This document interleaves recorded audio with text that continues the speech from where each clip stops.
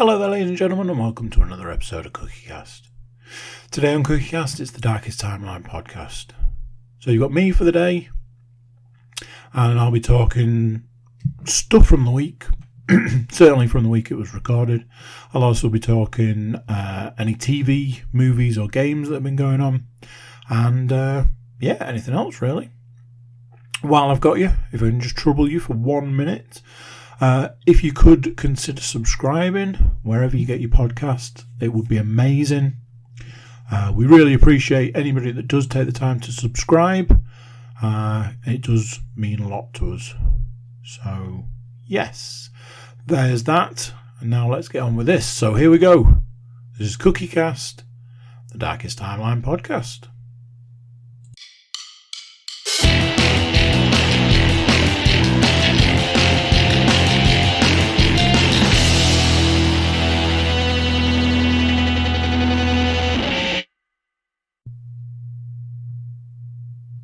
Hello.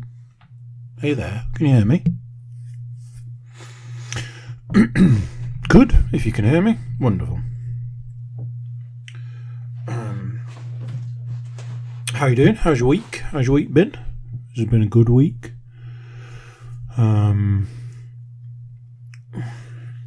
My week has not been a good week. I'm sure that surprises a lot of people, being the happy, jolly soul that I usually am. For me to not have a good week, I've been not very well. No, not the virus, although possibly a virus.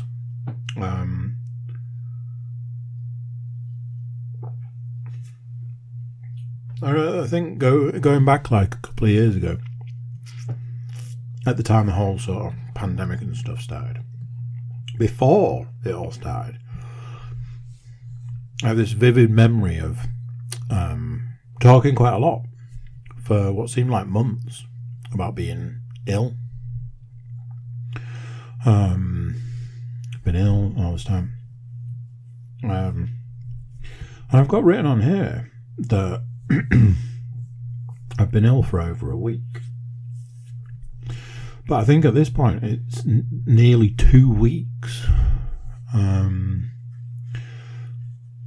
I am unfortunately probably in the I don't know what word I was trying to say there. In the minority of people who saw some benefits to certain aspects of a global pandemic. Some of those benefits include mask wearing when people are unwell, and people staying away from one another when they're not well. Something that I firmly believe should be encouraged more. You know, we've all been in that situation where you're at work and there's somebody there at work and all you can think is, why is this person at work? They're clearly too sick to be here. Why are they here? There's a story I always tell about being at work and working with somebody who was really unwell, and it was actually myself and Paul from all other podcasts that we do.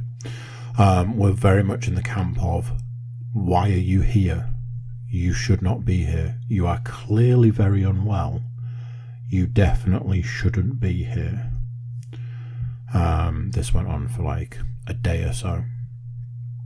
And then I got the sickness that this person had, and it was awful. I seem to think I was off work for like a week. It was horrendous. And all I could ever think at the time was, why would somebody come to work with this knowingly passing it on to other people. Absolute insanity. I'm very much in the camp of people should be actively encouraged to stay at home, especially in a potential working from home situation. There is absolutely no reason for people to go into offices now if they are unwell. So I saw some small benefits to certain aspects. Obviously now is the situation where everybody's back out in the world. I think I'm probably, again, in a minority of people that continue to wear masks when out and about. And with people getting back out in the world and getting back out and mixing together, it's a free-for-all for all the germs. So I've had this... I don't know what to tell you it is. One minute it's a cold. The next minute it feels like it's got flu symptoms. The next minute it's like coughing. I will reiterate at this point in time, it is not the virus. Just yet another pointless cold is what I would say. But I'm pretty sure it started Tuesday. But I'm thinking now that tomorrow being Tuesday, that probably marks 2 weeks. Because at this point in time, I don't feel, touch wood, I don't feel anywhere near as bad as I did. But I've still, it seems to come in waves. Like when I get up in the morning, I feel rubbish. All bunged up, all dry throat, all sorts of stuff. Then, like, I'm okay to go and run. It doesn't stop me doing stuff like that. And by the time I get back from a run, it's like, I feel slightly better than I did. And then sometimes, like, in the afternoon, it's like, I feel a bit rubbish. And then some evenings, it's like, I feel a bit rubbish. But then there are these, like, bouts of feeling fine. Like, what is this? And why is it taking so long? I don't know.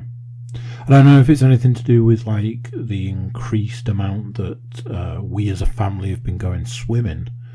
I've always been a big believer that a lot of germs come from swimming. I always used to seem to get sick after going swimming in a variety of different ways. So yeah, I mean, you can hear, I sound a little bit bunged up. But there's obviously some sort of, like, frog situation in the throat area.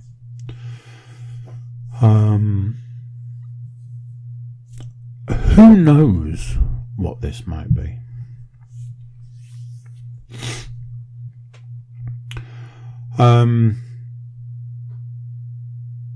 As I said, it's not been the best weeks.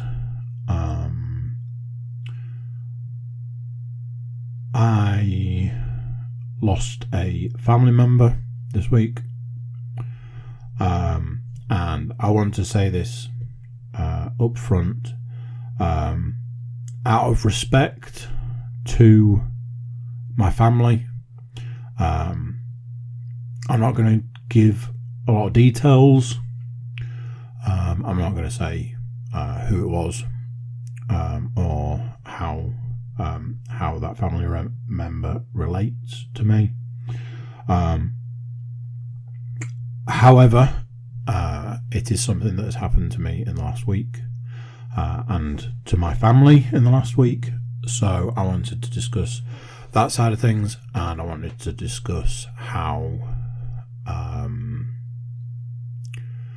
I have dealt and coped with it, which has not been well.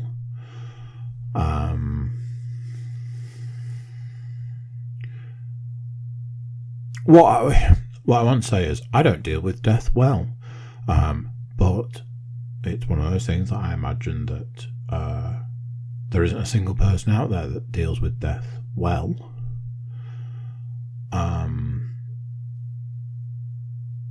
I have this thing that I never know what to say or the right thing to say, or really how to deal with it.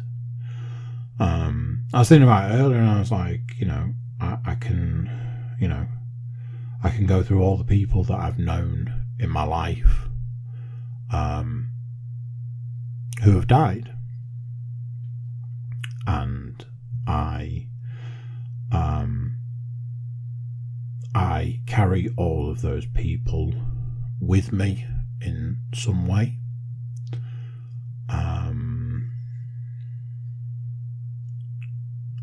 And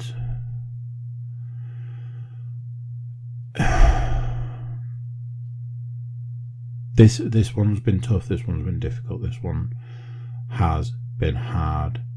I keep running through my head, what is it, the 7 stages of grief, is it? And I just keep doing if the 7 stages of grief and anger is only one of them, why is the only one I feel anger? I've been through I should have done this, I should have done that, I should have done the other. I feel like I let this member of my family down. I feel like I let other members of my family down. I have always felt I should have done more.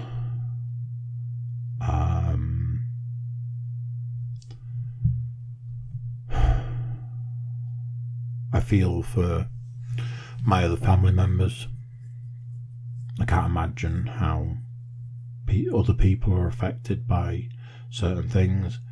It has been a difficult time for everybody. And I take today as an example. All I wanted to do today was not do any of the things that I did today. To a degree. It's been nearly a week, and I personally don't feel that I have dealt with it, but I also feel that it's not okay to have not dealt with it to some degree by now. So I logged on to work today, even though the last thing I wanted to do was to log on at work. And a couple of people were sort of like, should you be working today? And I was like, I don't feel like I can't. It's like, you should take as much time as you need. You need to get yourself right and all this. And it's like, but I just end up feeling guilty, which makes me feel worse. And at this point in time, I don't need to feel any worse than I already do, because I don't feel that's going to help me. So instead I'll log on and do work.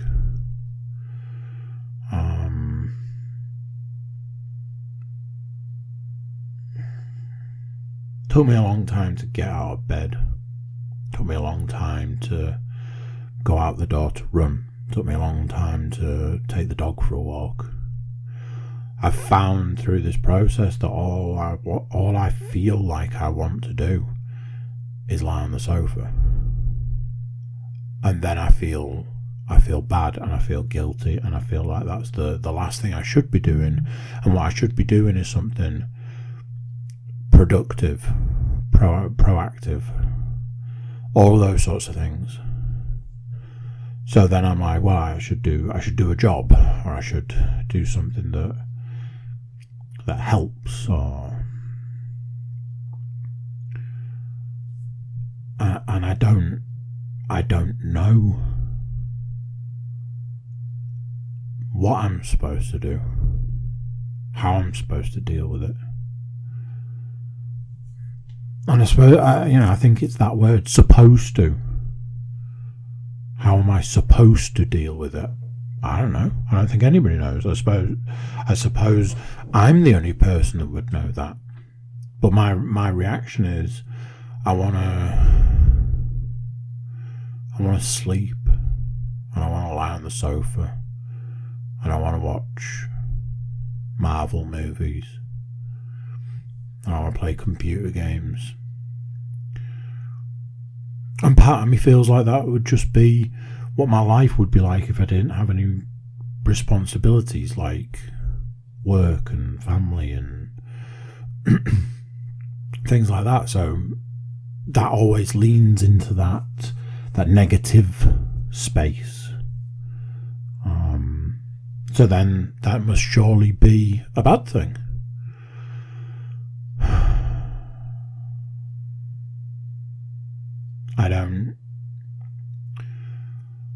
I don't know.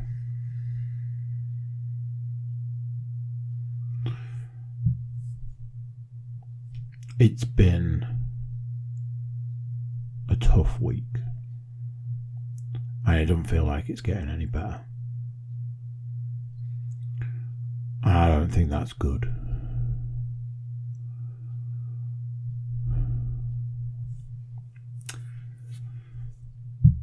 Anyway,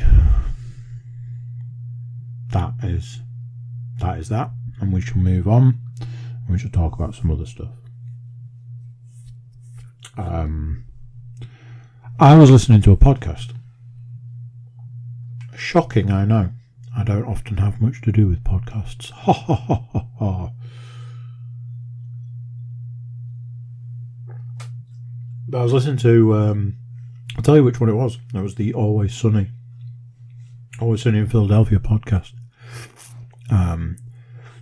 Which I wasn't overly sure if I was going to actually bother with. But I'm kind of glad that I have. It's been reasonably entertaining. And basically the premise of the podcast is that they are working through all 15 series of the show and talking about what it was like to make the episodes. And they've made it up to series 3. And this loosely ties to something else, another podcast I was listening to. So there was a point where they were saying they made it to series 3, and they were talking about the first episode of series 3, and they were like, it was the first time that they got an office and a writing office, and it was the first time that they got an assistant. I was like, oh, going up in the world. So they were talking about what it was like to have an assistant, and they were like, the assistant was like, is there anything that you want here for when you get here in the morning? And they were like, coffee. Like, maybe you could go to Starbucks and get us coffees. And they were like, then they'd turn up the next day and they'd walk into the office and they'd be handed a coffee. And I heard this and went, I need an assistant. Because the sound of that sounds absolutely amazing. So, hold that in your thoughts. I was then listening to another podcast. Again, I'll let you know which if you like. I was listening to Two Bears, One Cave. And Bert was talking about his joy journal. And he was talking about, like, you write stuff down in it that makes you happy. So if there are times that you feel down, you can look at the list of things that make you feel happy. And then you can do one of those things, and then it'll make you feel happy. And on the other side, you can write down things that you know don't make you happy, like things that would initially seem like they would make you happy, but actually don't. So staying in bed, Like initially you're like, oh, that sounds amazing. But you know that you won't feel better from it. And it's like, yeah, it kind of makes sense.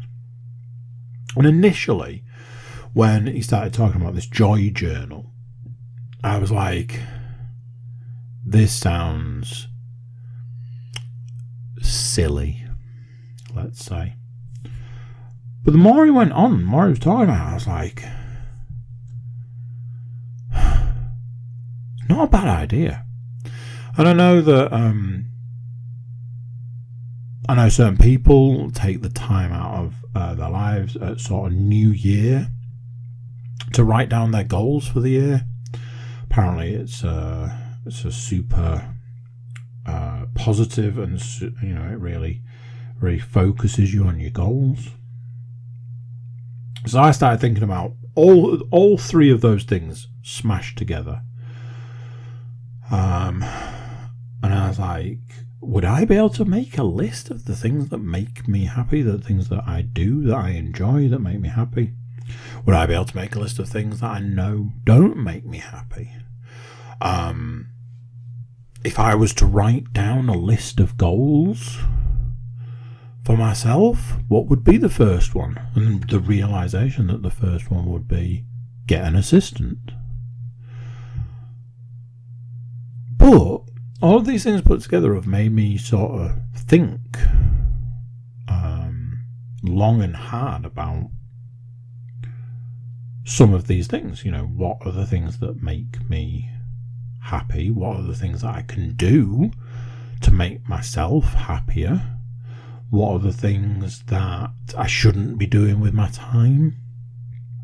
Those things that I look back and go, that probably wasn't the best thing to do.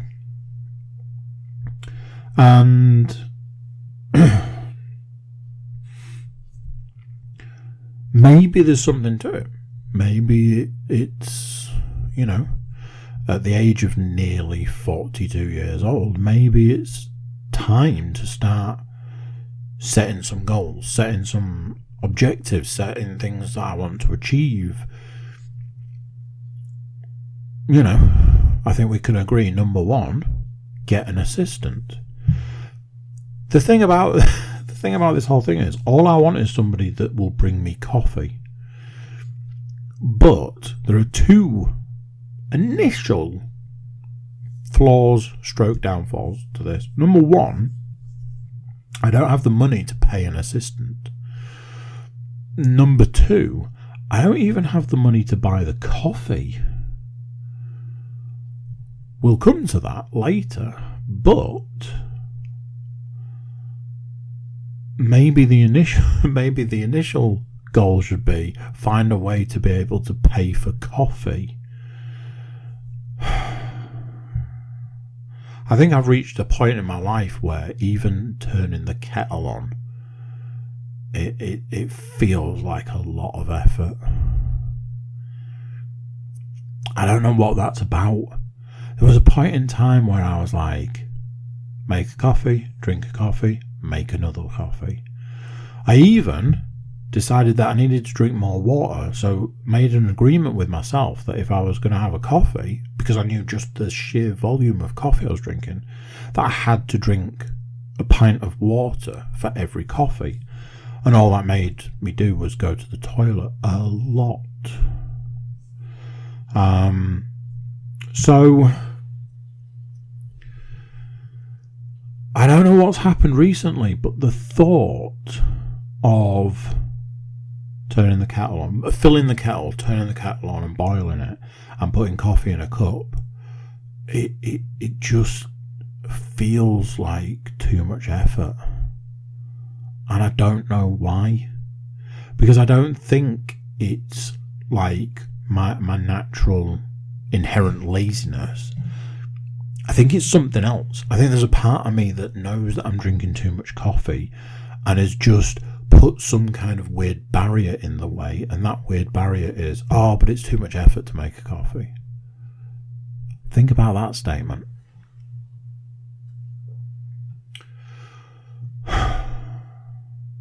So, I should maybe work out how to pay for coffee before working out where I'm going to get an assistant from.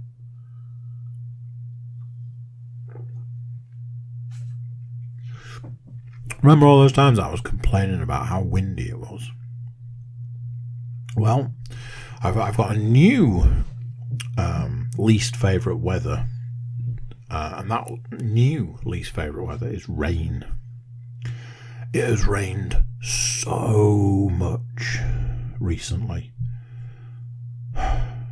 He says, having had, I think it's been like the last 2 days have been absolutely glorious. Spring has sprung, apparently, according to people on the internet. But before that, it was literally non-stop rain.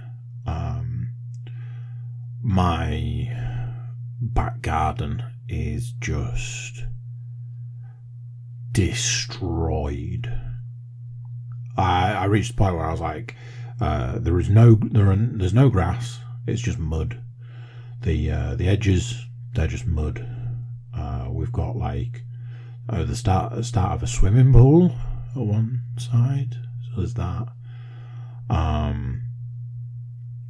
Where the park is, the park near the house, the pavement was basically flooded, waterlogged, whatever you want to call it.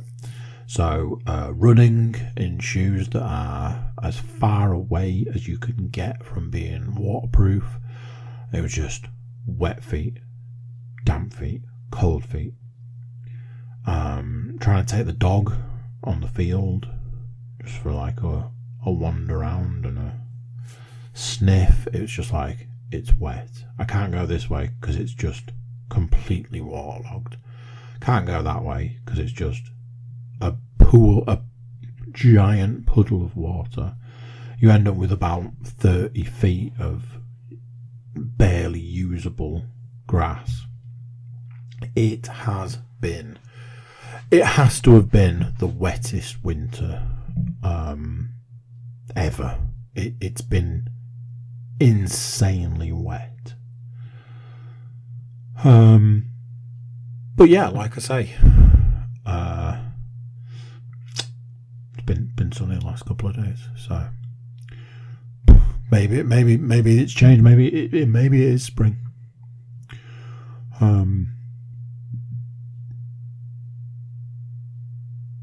As I was saying before, I've been going swimming quite a bit. I enjoy swimming. It's something that, as anybody that's listened to this before knows, it's not always been my favourite. When I was really little, I was afraid of the water, afraid of swimming. And then that quickly changed. And then from that point on, I've loved swimming. I love swimming. I love being in the pool. And that. So we've been going a lot recently. My youngest, she has lessons, but she also likes to go. My older two are a little bit hit or miss with swimming, especially my oldest, which can make for a difficult time when it comes to swimming. But I wrote down two things to talk about with regards to swimming. I'm not going to talk about one of them. Did you need to know that? Probably not. But I'm going to talk about something else. This is something that I've noticed forever and ever. And I kind of want somebody to explain it to me. And I kind of want to ask the people in question what the mentality is behind this phenomena. If you go to, I imagine quite a lot of swimming pools have this system. They have a section set out probably 30% of the pool set out with lanes. And if you want to go and swim lanes, swim up and down the swimming pool, you would go in one of those lanes.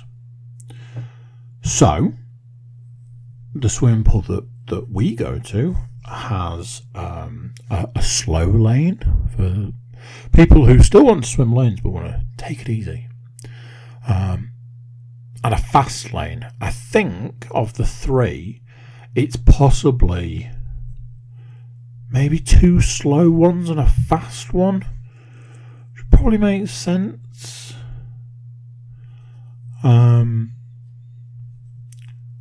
So that's how pretty much every swimming pool I've ever been to has been set out. A space for swimming lanes. And the rest of the pool is set out for your families, your kids, your whatevers, your people that are going to swim for recreational purposes. So my question is, when there is a space that is specifically set out for people who want to swim lanes, what is the deal with the people who knowingly know that is the setup, decide to attempt to swim up and down the swimming pool, but in the general use area, when there is a specific space set out aside for this purpose, and then choose, because this is a choice that's being made, choose to get all pissy when they can't just swim up and down the swimming pool, knowing full well there is a section of the pool that is designated for what it is they're trying to do. What is the thought process? The thought process being, I don't want to go in the area designated for swimming up and down the swimming pool. I just want to be able to swim up and down the swimming pool. This has been a phenomena that I have seen, faced, dealt with for as long as I've been swimming. It baffles the shit out of me. And the reason that I've never asked anyone, any of these people, is because I think it would come across as like, what the hell are you doing? Why are you doing this? You don't need to be doing this here. Why don't you go in your area? But I'm genuinely interested to know why. Why? Why would somebody choose to do that? I don't understand.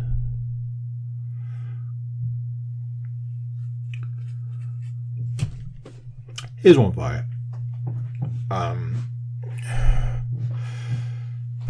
Been doing a lot of baking recently. And I'm not the only one. There has been a lot of baking going on in my house. I've always found that baking's a good activity to do with children, or at least the idea of it is. The practice, not so much. I think I got that from my upbringing, from my growing up.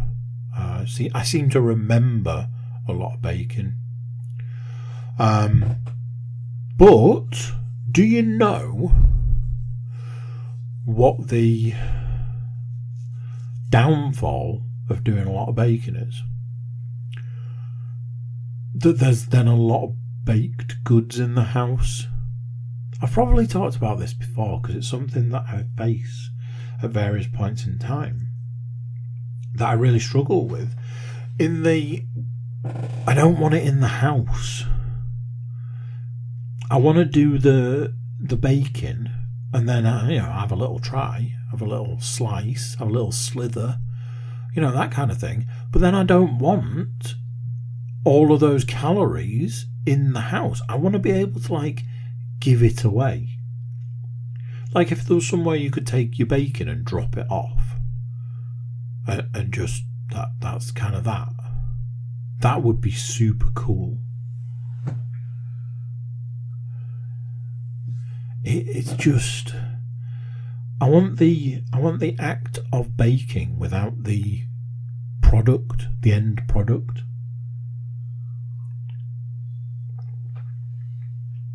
Especially when you convince yourself that what you've baked is, a healthy alternative. Like, I made flapjack. That's a healthy alternative to other things. Is it though? So I'm going to tell you a story. This is a story that made me angry and amused at two separate points. I had a voucher for buy one get one free on coffee. But in actual fact, I had two vouchers. And what was interesting about these vouchers was, on them, nowhere were there any terms and conditions. The only thing that was on the voucher was voucher expires 31st of the 12th, 2022. That was it. It's the only thing written on the voucher, other than buy a coffee, get one free. So I went, well, if I've got two vouchers that have no terms and conditions on them, and I take them to the place to redeem them, surely that means I can get 4 coffees and use 2 vouchers and pay for 2. And I talked at length. I said to Leanne, I was like, in theory, I can take both of these vouchers, no terms and conditions, get myself 4 coffees. 2 for me, 2 for you. 1 hot, 1 cold. Boom. So away I go with my vouchers in hand. And I get to the coffee place and I said, can I have this drink? And can I have this drink? And can I have this one? And this one? Okay, cool. Told me how much it was going to be. Best part, 20 quid. I said, I've got these vouchers. Because I've got 2, can I use them both? So it went like this. I don't know. I'll have to check. Right. Okay. So she went off further down the thing. This guy's got 2 vouchers. You know those vouchers you can get? He's got 2. And she didn't even get to the question. The person she was asking was like, no, you can only use 1 at a time. She comes back. No, you can only use 1 at a time. Now, there was an internal conflict at this point in time because I knew full well that there were no terms and conditions on the vouchers. I was like, you have made a decision with no information there. You have just decided that's the case. Now, at any other time, and any other day, in any other situation, I would have just left it. However, my temper and temperament and whatever you want to call it, my patience for other people has been incredibly short this week. And rather than me doing my usual, okay, fine, I'll just accept what you've said, instead, I said, all right, that's interesting, because there are no terms and conditions on the vouchers. So without any terms and conditions, in theory, both vouchers can be used because there's nothing to say that they can't be used. And what I got back was, no, you can only use one. And I was like,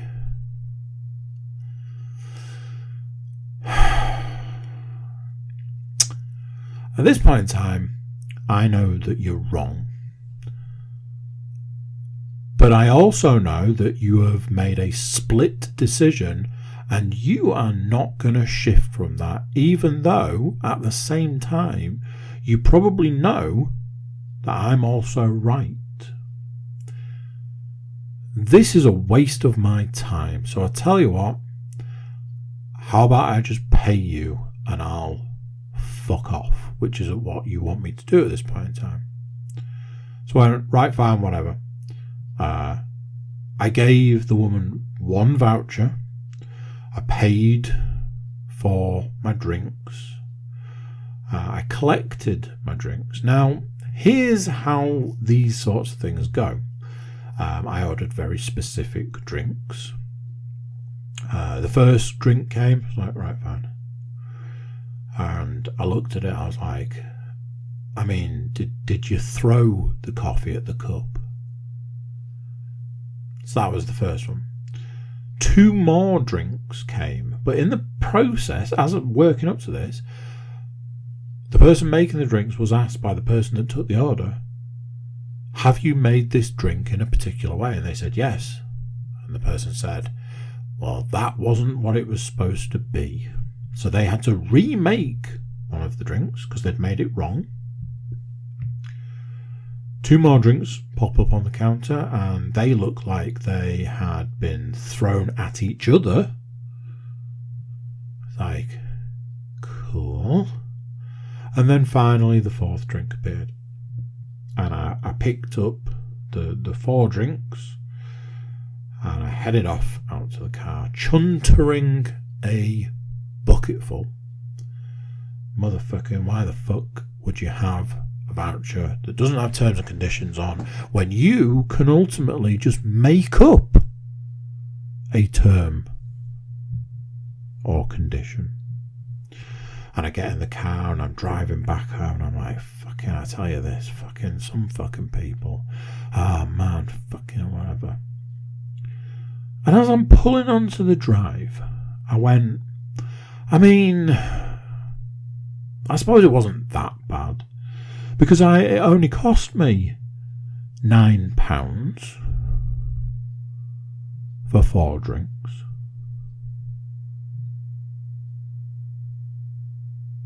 Hang on a minute. It only cost me £9 for 4 drinks. That can't be right. So I picked up 2 of the 4 drinks, brought them inside, went back, got 2 more drinks, brought them inside. I'm going to have to check. So I checked to see how much I paid, and I had in fact paid £9 for 4 drinks, which was, that's right, half the value of the 4 drinks. So in actual fact, rather than letting me use the 2 vouchers, what she did instead was put the entire order through for buy one, get one free. And ultimately, I got 4 drinks for £9. That's kept me chuckling for the rest of the day. Funny how things turn out. So,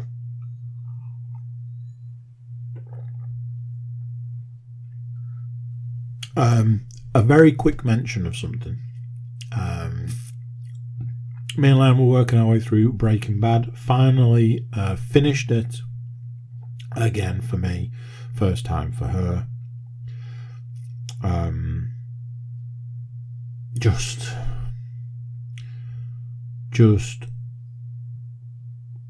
awesome. This evening started a new show something I saw trailers for, and I was like, oh, I want to watch that. And then I've seen, like, since it's come out, I've seen other stuff. I was like, oh, I really want to watch that. So this evening I started Dope Sick, which is a documentary series, a documentary style series about the OxyContin epidemic. Is that the right word? It isn't, but I can't think of what the right word is. It's got Michael Keaton in. It's got Rosario Dawson in. Both of them are just... They genuinely make things for me. Like, Michael Keaton is just an absolute juggernaut when it comes to, like, acting. I don't think I've seen anything that he's been in that I haven't enjoyed. I really enjoy the stuff that I've seen Rosario Dawson do. Obviously put those two together, add a load of other people, and add a subject that fascinates me, and you've got the makings of a good show. Watched the first episode this evening. Absolutely gripped by it. Just like the sheer insanity of certain aspects of things, and how certain things are allowed to be a certain way and how things are allowed to continue a certain way. It's just it's utter madness to me. So I'm very much looking forward to watching more of that. Hope to sort of get through. I think it's only 8 episodes, so that'll be interesting. Nice sort of compact TV viewing. I watched Spider-Man Far From Home. I think I've mentioned this maybe last week, maybe recently.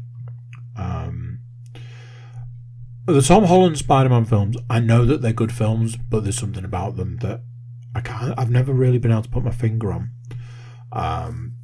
But something about them I don't like. And then last week I seem to have hit on it. And it was to do with, I feel that they're just a little bit too young. I was listening to part of the like the making of, and it was Tom Holland said for Spider-Man Far From Home, is like, oh, you know, we really wanted to make it feel like these kids have got, like, you know, kid stuff to do, like they've got like homework to do. And I was like, yeah, and I think that's what's wrong with them for me. I watched it. I think this one I struggle with. It's just those things like, you know, it's set all over the world, but it's Spider-Man. You know, Spider-Man's always been a New York kind of thing. Obviously, they're going against type with that. There's a large amount of the film where Spider-Man is not necessarily Spider-Man, which, again, a bit weird.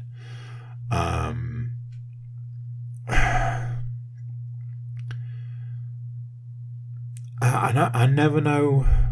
Like, I quite like Jake Gyllenhaal in the stuff that he does. I always think he's a reasonably good actor. I've always enjoyed stuff that he's been in, and the fact that he was a bad guy, I was a bit like, don't know how that sits with me. And I don't know if that's just my perception of things. So there's a lot sort of going on.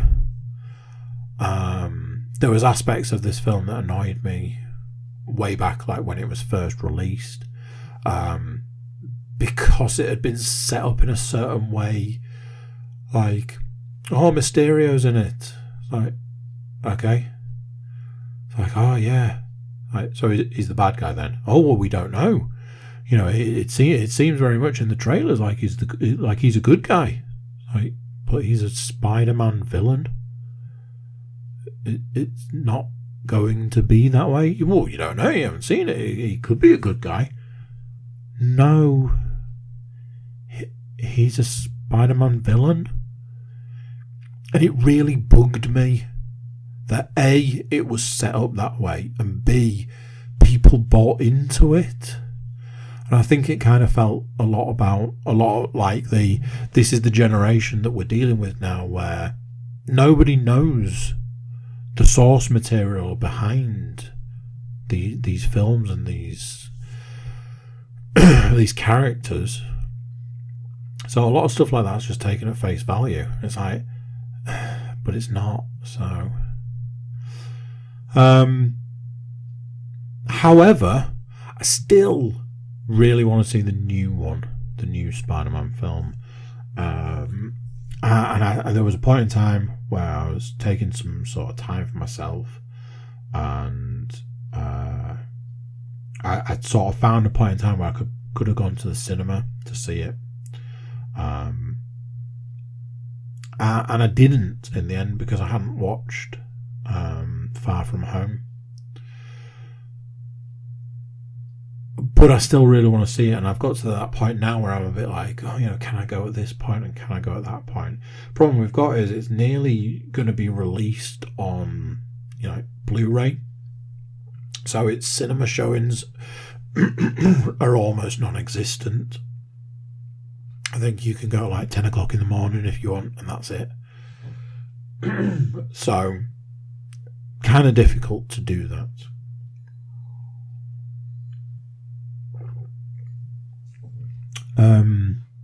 I have still been playing Ghost of Tsushima. I've kind of finished it. I think I mentioned that I'd started the DLC. So I've written down two things about the DLC at two different points in time. Initially, when I started it, what I'd written down was I didn't like it. I didn't like the DLC. I felt they'd tried to do too much. I also felt that they didn't really tell you how to do a lot of it. That it felt like they tried to add stuff in just for the sake of it, but then it added stuff in that was in some ways quite complicated, especially when they didn't tell you what to do. But then, having played it and got into it a bit more, started to feel better about it. And it really, as a thing, it makes you change the way you play the game. Enemies will change the way they fight you, which means that you have to change the way you fight them, which initially I wasn't sure how I felt about, but the more time went on, the more it felt like an extension of the game. It was like the next logical step. It was like, oh yeah, of course, this is definitely how it should have gone. I did play through it. I have completed the DLC now, and I've gone back to the main game, and I've finished the main game. However, I haven't unlocked all of the areas. I haven't completed all of the areas, which I now look at as a real oversight, and I don't know why I didn't do it. I think I was waiting for something to happen that wasn't going to happen unless I did a particular thing, which I haven't done. And I realise that now, and now I feel really mixed about it, because I'm like, well, I've kind of finished it, but I haven't, so I need to finish it. And it just all feels very weird. I do want to get it finished. I have lined up a series of other games that I want to play. As I mentioned last week, the games section of the podcast might take a little bit of a step back, because anything that I've mentioned that I want to play coming up will be an old game, and I don't particularly want to bore you. And as I said last week, he says, talking about Ghost of Tsushima, which we have covered before quite extensively.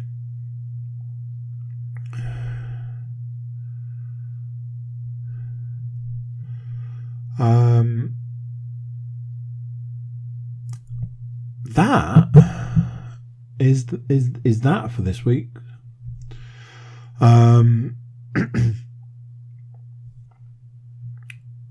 Thank you very much for listening. I don't know if it was a tough one for you this week. It certainly was a tough one for me. I will catch you guys next week. So yeah, see you then. There we go. What do you think to that? Another one done. Another week gone. Where does the time go, I tell you? Thank you for listening along. And just before we go, we'll once again ask you to please do consider subscribing. Wherever you get your podcasts, it doesn't matter where you get them. Do just click a subscribe button of some sort, and then you'll get updated when there's new episodes. You can also check out our website, thecookiecast.com. We've got social media links and email links, so you can get in touch with us in a multitude of ways and let us know how you're getting on. That's it for this one. Until next time, I'm going to say bye, and I'll see you then.